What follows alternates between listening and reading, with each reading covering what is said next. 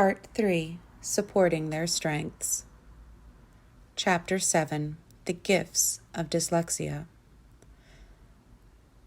The differences in a dyslexic brain brings with it many advantages that go unrecognized and are often mislabeled and even maligned. Madeline Hims, graphic designer. While it's important to work on your weaknesses, it's even more important to discover your strengths and learn to use them. One of the best things you can do for your dyslexic child is to focus on identifying their strengths and build them up.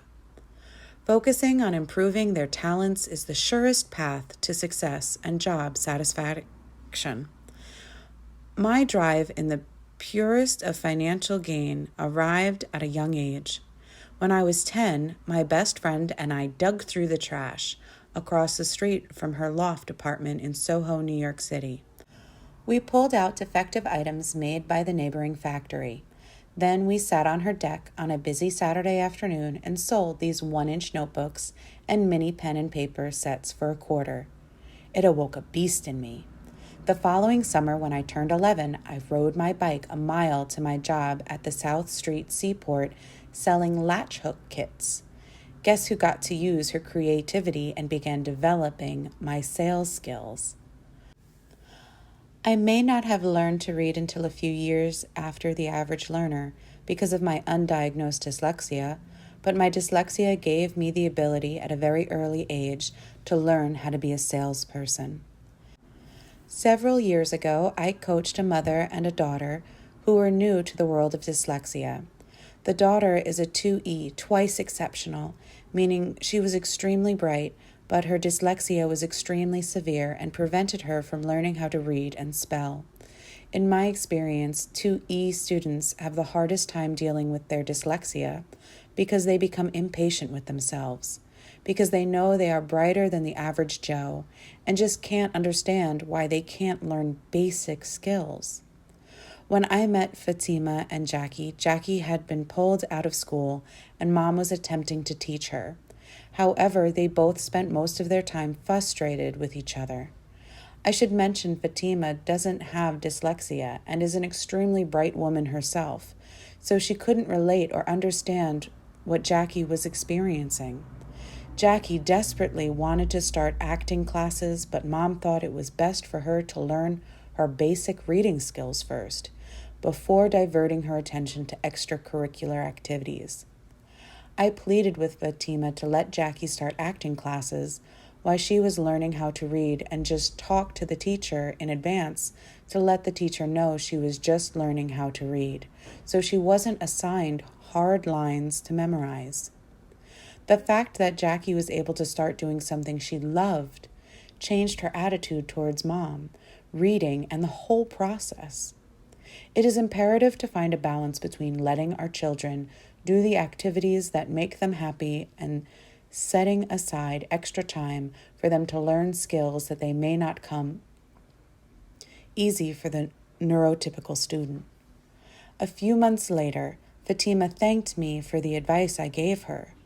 We all need something to look forward to. When my son Jacob was 15, a new program started for homeschooled students in our area. Urban workshops offered classes that taught the children how to use hand tools, woodworking hand tools, laser etcher, 3D printer, vacuum former, silk screener, basic sewing, silicone molding, basic electronics, Corel Draw, and Autodesk Fusion 360 CAD software.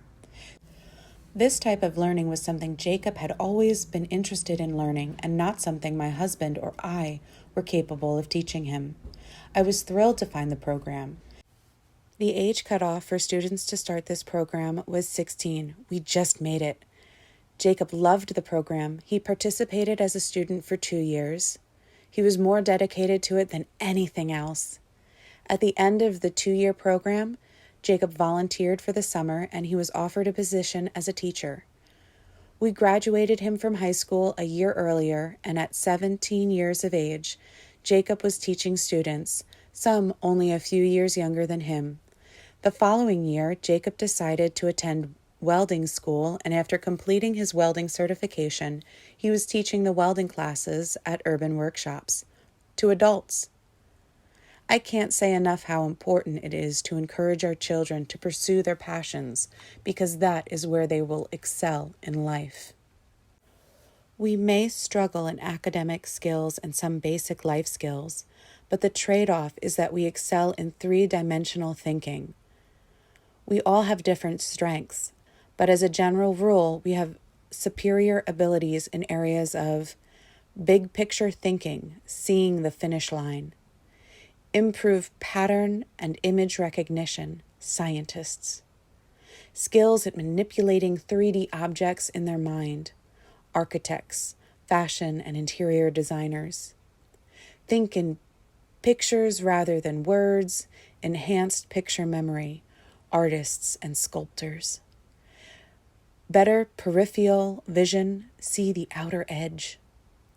Powerful strategic planning, creative thinking, advanced pattern recognition, outstanding entrepreneurship, creative artistry, actors, singers, dancers, painters, etc. Athleticism, good spatial knowledge, thinking outside of the box, problem solving, vivid imagination, resistance and resilience, internal driver perfectionism, highly aware of the environment, elevated curiosity, high intuition and insight, use of multiple senses, experience thought as reality. If your child enjoys something like acting, dancing, football, painting, make sure to give them the opportunity to work on developing their strengths while improving their academic skills.